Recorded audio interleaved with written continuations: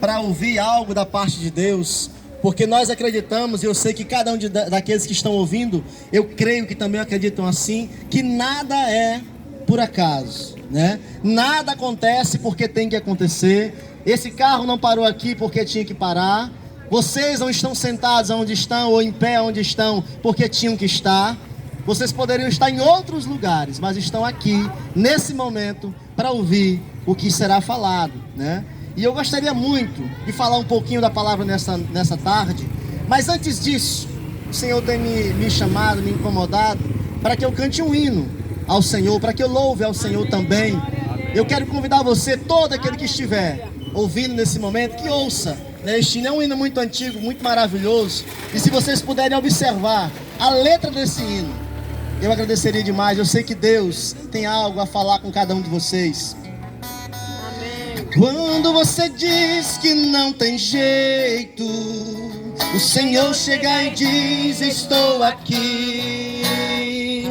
Tira a amargura do teu peito, esse sofrimento não pertence a ti, pois sou eu quem te dá força e alegria e poder para caminhar, e no fim deste caminho a vitória chegará.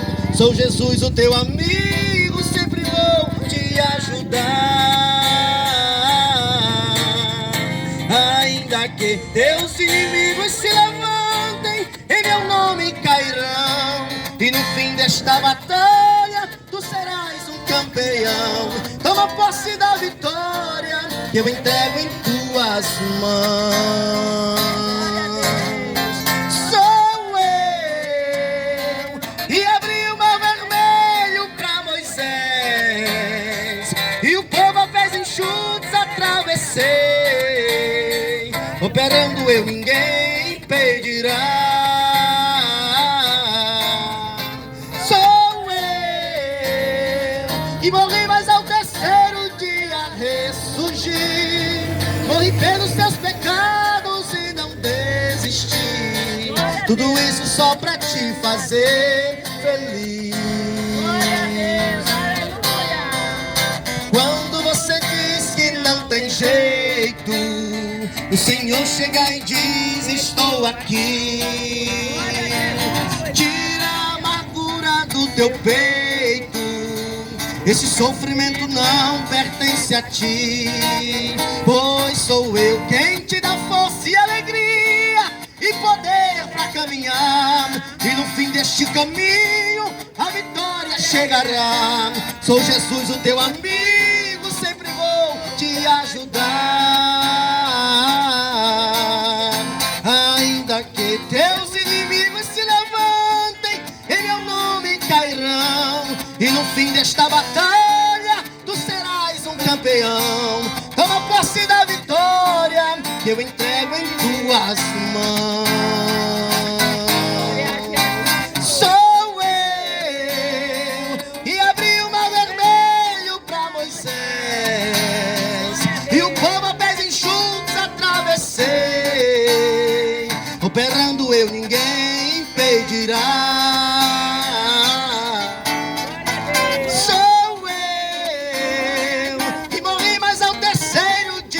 Ressurgi, morri pelos seus pecados e não desisti. Tudo isso só pra te fazer feliz. Tudo isso só pra te fazer feliz. Aleluia, louvado seja Deus. Louvado seja o nome de Jesus. Deus é maravilhoso, irmãos. Todo mundo sabe que eu não sou cantor, mas o Senhor é quem prepara todas as coisas, é o Senhor que incomoda, é o Senhor. Eu acredito piamente nisso, irmãos, que Deus ele tem um propósito particular com cada um de nós. É Deus que dá voz a quem não tem voz, é Deus que dá força ao que não tem força.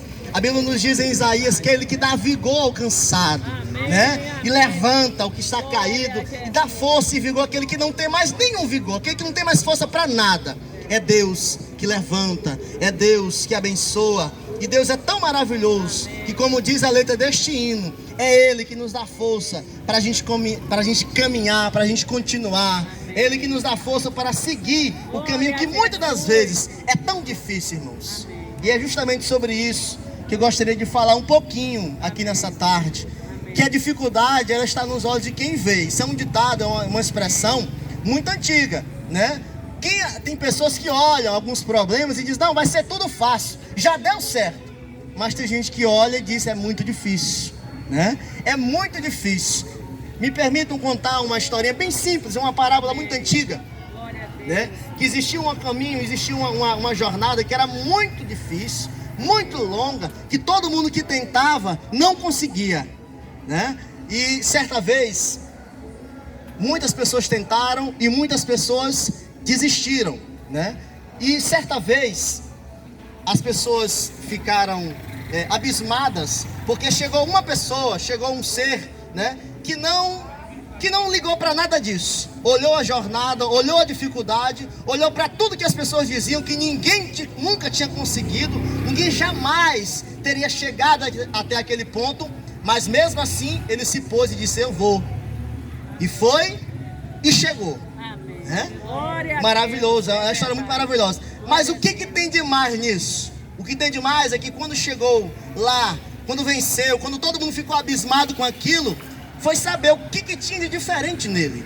O que havia de diferente nele. Porque todo mundo tentou e ninguém conseguiu. Por que ele tentou e conseguiu? Aí foram questioná-lo e perceberam que ele era surdo. Olha só, ele era surdo, irmãos. As pessoas falavam as dificuldades, as pessoas falavam que era difícil, as pessoas falavam que não tinha jeito. Mas o que ele ouvia? Nada. Ele era surdo. Isso prova, irmãos, que as dificuldades estão muito mais em nós. Nós é que achamos difícil. Nós é que ouvimos que não dá certo. Somos nós que ouvimos que não vamos conseguir, que é muito difícil, que o ponto em que você está, ninguém consegue te trazer daí, mas Deus pode. Se você confiar na única voz que importa, que é de Deus, você consegue. A Bíblia diz que para Deus nada é impossível, né? E a Bíblia nos diz também que aquele que tem fé, ao que crê, também nada será impossível. Louvado seja o nome de Jesus. Eu quero meditar um pouquinho com os irmãos aqui em Lucas capítulo 15, versículo 11. É uma leitura um pouquinho extensa, mas é uma palavra muito conhecida. É a parábola do filho pródigo, né? Um menino, um jovem que tinha tudo na casa de seu pai, mas que ao desejar, ao perceber, ao se achar já capaz de lidar com a vida, de lidar com o mundo, ele decidiu pegar tudo que tinha, pedir, aliás, tudo que seu pai tinha, ele pediu a parte da herança dele. Para quê?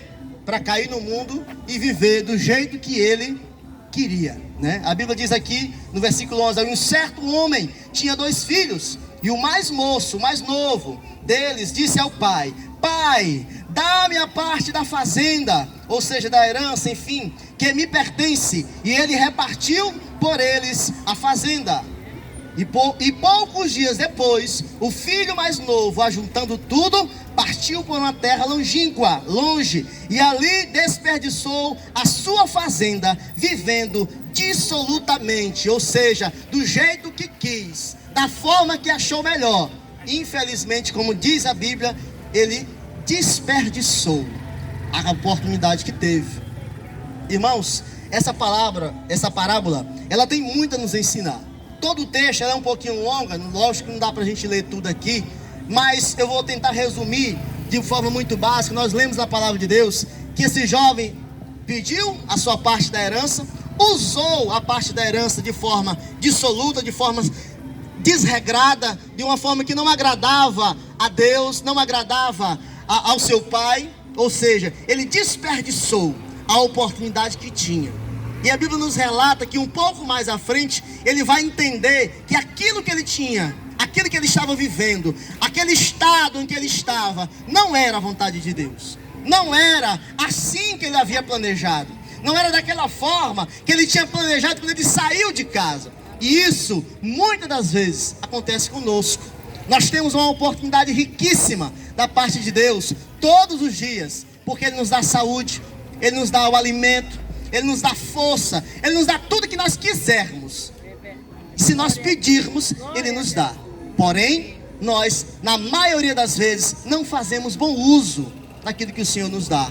Na maioria das vezes, as bênçãos do Senhor para nós usamos de maneira irresponsável, ou desregrada, ou que não glorifica a Deus, que é quem tudo pode, e diz a Bíblia que em tudo e a tudo executa. Então nós temos uma oportunidade maravilhosa. Este filho pródigo, ele não soube aproveitar.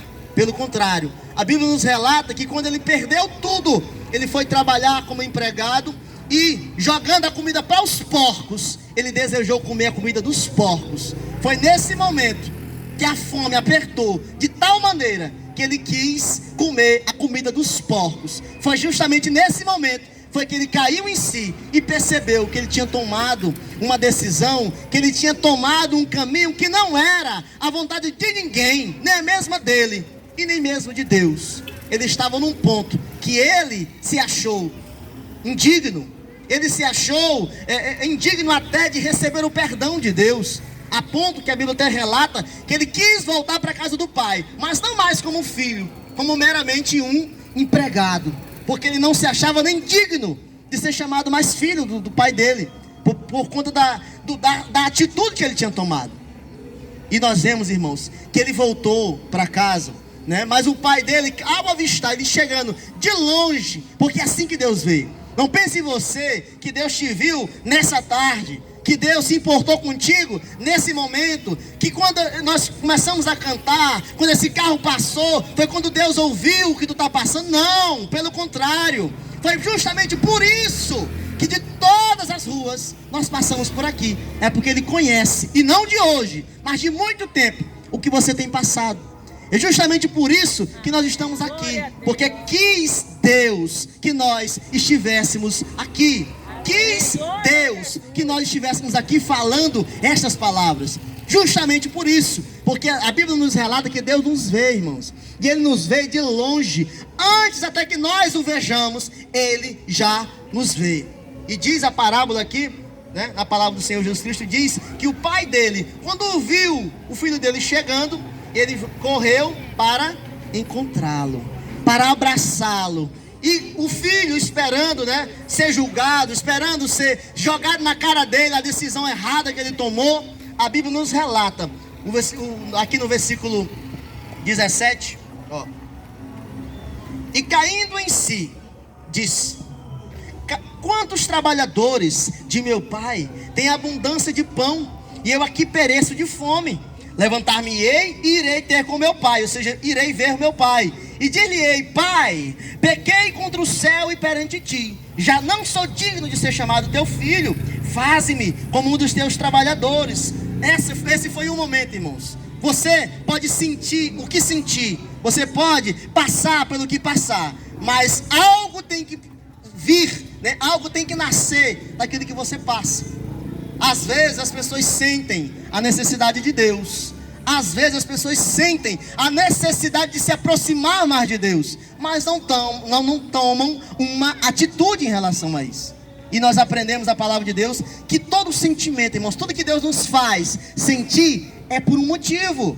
Lembra? Nada é por acaso. Você não sente, você não passa, você não reflete sobre certas coisas, você não toma decisões só por tomar. Deus tem trabalhado em todas elas. Deus tem preparado para que você se conduza no caminho da salvação. Foi por isso que Ele preparou um povo para estar aqui hoje, te lembrando que aquilo que Ele tem falado contigo, aquilo que Ele tem falado no teu coração, que você precisa se achegar mais a Deus, não foi uma voz na tua cabeça, não foi você mesmo que pensou, foi Ele. Foi dele essa vontade. Diz a palavra de Deus que é do Senhor tanto o querer quanto o efetuar. Se você pensou, se você quis, se você desejou, foi porque Deus te deu esse desejo. E Ele está pronto, Ele está pronto para cumprir essa vontade. Ele está pronto para tirar todas as amarras, todas as dificuldades, tudo que você acha difícil. Lembra da história? Se faz de surdo para a dificuldade, não